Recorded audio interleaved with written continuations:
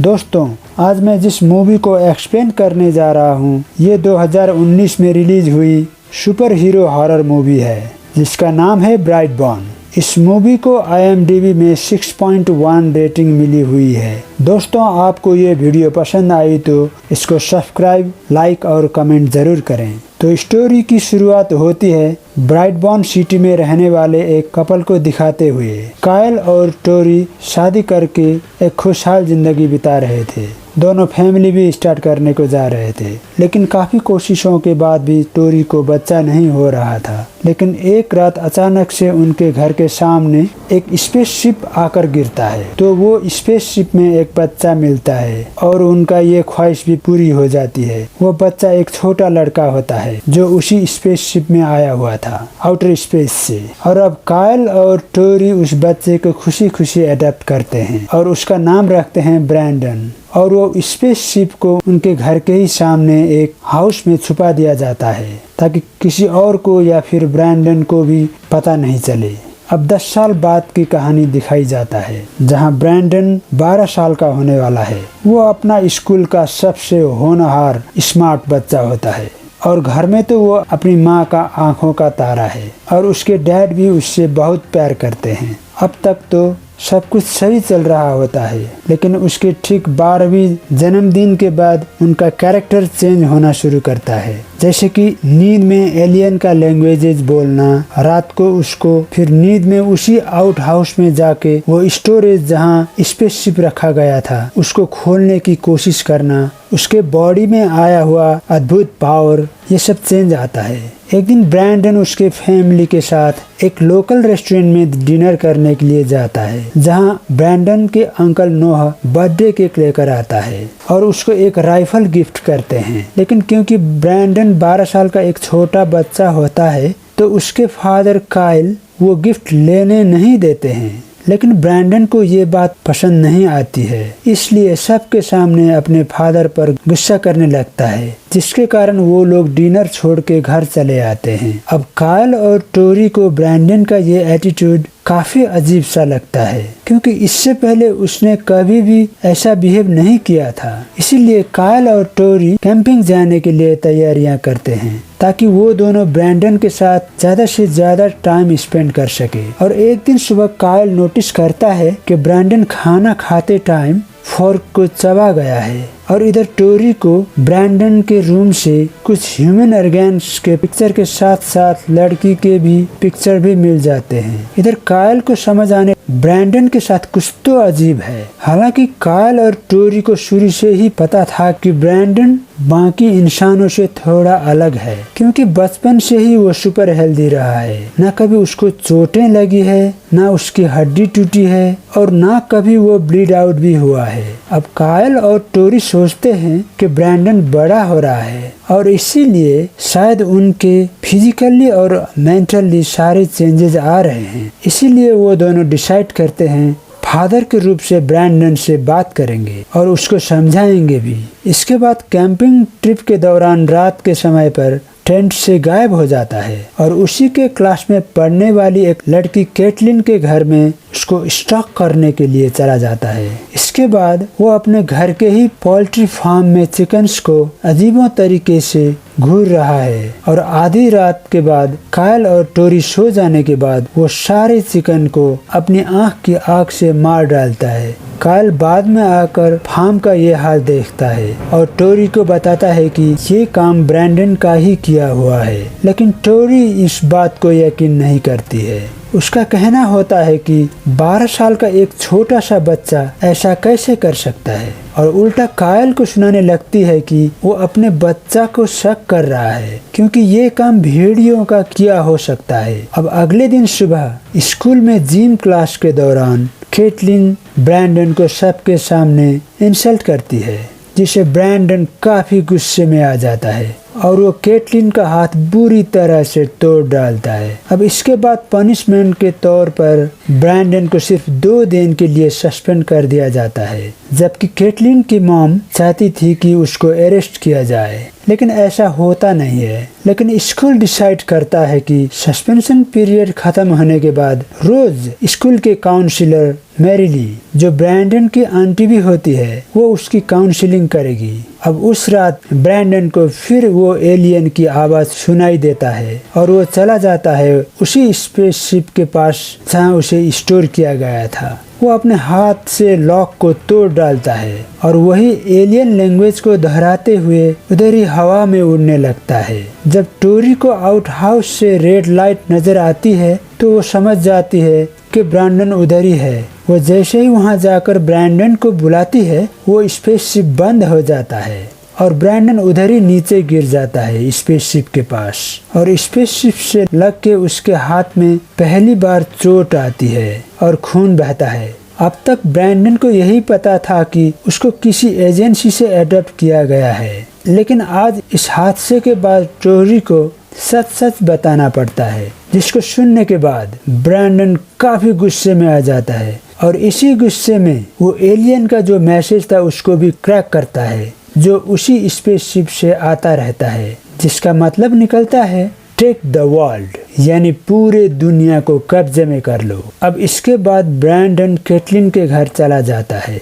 रात के समय पर और वो कैटलिन को बताता है कि वो कितना स्पेशल है, जो कि उसको आज पता चला है, पूरी दुनिया को पता चल जाएगा। कैटलिन उसी टाइम पर उसको बताती है कि उसके मॉम ने ब्रैंडन के साथ बात करने से मना किया है, तो वो गुस्से में आता है और वहाँ से सीधा उस रेस्टोरेंट में आ जाता है जहाँ कैटलिन की मॉम एरिका काम करती है। अब इधर क्लोजिंग के टाइम होने के कारण रेस्टोरेंट में एलिका के सिवाय कोई नहीं होता है। पहले ब्रैंडन उसको पूरी तरह से डराता है और फिर उसको मार डालता है। अब सुबह पुलिस को क्राइम सीन पर इन्वेस्टिगेशन के टाइम उनको एरिका की बॉडी कहीं नहीं मिलता है, लेकिन वो लोग रेस्टोरेंट के ग्लासेस एक अजीब सा सिंबल नोटिस करते हैं। अब स्कूल में काउंसलिंग के टाइम में मैरिली को ब्रैंडन के कोई भी असर नजर नहीं आता है और वो गिल्टी भी नहीं होता है कैटलिन के हाथ तोड़ डालने के लिए। तो मैरिली उसको बताती है कि ये सब कुछ उसको पुलिस को अपडेट करना है और उसके पेरेंट्स को भी। अब इसके बाद रात को ब्रैंडन उसके आंटी के घर चला जाता है और मैरिली को धमकाता है कि उसके लिए अच्छा नहीं होगा अगर वो पुलिस या उसके पेरेंट्स को कुछ भी बताती है तो। लेकिन मैरिली दरवाजा बंद कर देती है और उसको घर जाने के लिए कहती है और इसके बाद घर में ब्रैंडन के अंकल नोआ आ जाते हैं और ब्रैंडन को उनके क्लोसेट में छुपते हुए देख लेते हैं। वो ब्रैंडन को डांटते हुए उसके घर लेकर जा ही रहे थे कि ब्रैंडन उसके अंकल पर हमला कर देता है। नोआ बचने के लिए उसके कार लेकर भागने की कोशिश भी करता है, लेकिन ब्रैंडन उसके अंकल नोआ को बहुत बेरहमी से मार डालता है और नोआ के ब्लड से वही सेम सिंबल रोड में ड्रॉ करता है, जैसे एरिका के क्राइम सीन पर भी वही सिंबल पुलिस को मिला था। अब इसके बाद कायल और टोरी ब्रैंडन को अंकल नोआ गुजर जाने का सैड न्यूज देते हैं, लेकिन ब्रैंडन को इससे कोई भी फर्क नहीं पड़ता है। उसके चेहरे पर एक सिंगल भी एक्सप्रेशन नहीं होता है। कायल को तो पहले से ही शक था ब्रैंडन पर। मैरिली से भी पता चलता है ब्रैंडन कल रात उनके घर गया हुआ था और कायल उसको सब कुछ सच सच बोलने के लिए कहता है, लेकिन ब्रैंडन उसके फादर को धक्का मार के ऊपर चला जाता है उसके कमरे में। उसका इतना पावर देखकर कायल और भी ज्यादा श्योर हो जाते हैं कि जो भी कुछ हो रहा है वो सब कुछ ब्रैंडन का ही किया हुआ है। अब ब्रैंडन के रूम की तलाशी के टाइम पर ब्रैंडन का एक शर्ट मिलता है जिस पर नोआ का खून लगा हुआ था। इसके बाद वो टोरी को तभी का तभी बताता है कि ब्रैंडन वो पहले वाला मासूम सा बच्चा नहीं रहा, बल्कि सबके लिए एक थ्रेट बन चुका है। लेकिन टोरी उसके हस्बैंड पर बिल्कुल भी विश्वास नहीं करती है। लेकिन कायल को अंदाजा हो गया था कि अगर ब्रैंडन जिंदा रहेगा तो बाकी लोगों की मौत पक्की है और इसीलिए वो ना चाहते हुए भी मजबूरन उसको शिकार के बहाने एक जंगल में लेकर जाता है और मारने की कोशिश भी करता है। लेकिन ब्रैंडन के सर पर गोली लगने के बाद भी ब्रैंडन को कुछ भी नहीं होता है। अब जब कायल को रियलाइज होता है कि ब्रैंडन को ऐसे मारा जा नहीं सकता तो वो उससे माफी मांगने लगता है, लेकिन ब्रैंडन उसके फादर को मार डालता है। अब इधर ब्रैंडन के घर में एक पुलिस ऑफिसर आया हुआ होता है जो कि एरिका और नोआ की मौत को इन्वेस्टिगेशन कर रहा है। एरिका की बेटी कैटलिन और नोआ की वाइफ मैरिली दोनों के बयानों के बाद उनको भी ब्रैंडन पर शक था और उनको लगता है कि क्राइम सीन पर जो सिंबल मिला हुआ है वो शायद ब्रैंडन का सिग्नेचर है। डबल बी का मतलब ब्रैंडन ब्रायर। टोरी ये पिक्चर देख के इस सिंबल को पहचान तो लेती है, लेकिन पुलिस को कुछ नहीं बताती है। अब पुलिस के जाने के बाद वो फटाफट ब्रैंडन के रूम पर चली जाती है। ब्रैंडन के नोटबुक पर टोरी को वही सेम सिंबल एरिका और नोआ का मरने का मोमेंट भी ड्रॉ किया हुआ मिलता है।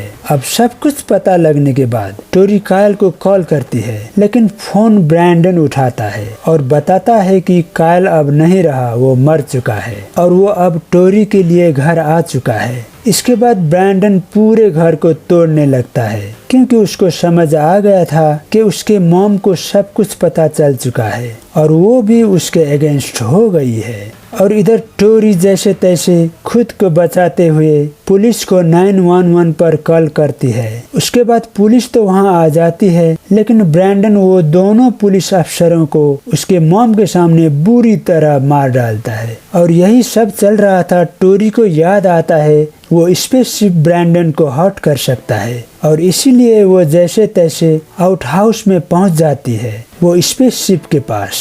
वहां उसको एरिका की कटी हुई लाश मिलती है। टोरी जल्दी से स्पेसशिप का एक टुकड़ा वहां से ले लेती है। जब ब्रैंडन वहां आता है तो टोरी उसको हग करके प्यार से समझाने की कोशिश भी करती है और पीछे से उसी शिप के टुकड़े से उसको मारने की कोशिश करती है, लेकिन ब्रैंडन टोरी का हाथ पकड़ लेता है। अब गुस्से में ब्रैंडन टोरी को लेकर आसमान के ऊंचाई पर चला जाता है और मॉम को बहुत ऊपर से नीचे फेंक देता है। अब ठीक इसी घटना के बाद ब्रैंडन के नजदीक एक पैसेंजर प्लेन आते हुए दिखाया जाता है। अगली सुबह न्यूज में बताया जाता है कि वही पैसेंजर प्लेन कायल और टोरी के घर के ऊपर क्रैश हुआ है और इस क्रैश में सारे पैसेंजर के साथ साथ कायल और टोरी भी मर गए हैं और सिर्फ उनका बेटा ब्रैंडन इस हादसे से सरवाइव कर पाया है। लेकिन हम लोगों को साफ पता चलता है कि ये न्यूज गलत है। ब्रैंडन इनोसेंट नहीं है और ये क्रैश ब्रैंडन का ही किया हुआ होता है खुद के क्राइम को छुपाने के लिए। और फिल्म यहीं खत्म हो जाती है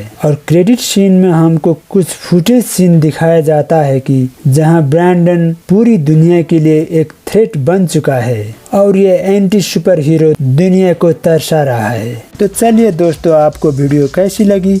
अच्छी लगी तो लाइक, कमेंट और सब्सक्राइब ज़रूर करें और आपको अच्छी नहीं लगी तो हमें कमेंट सेक्शन में बताएं और सजेस्ट करें।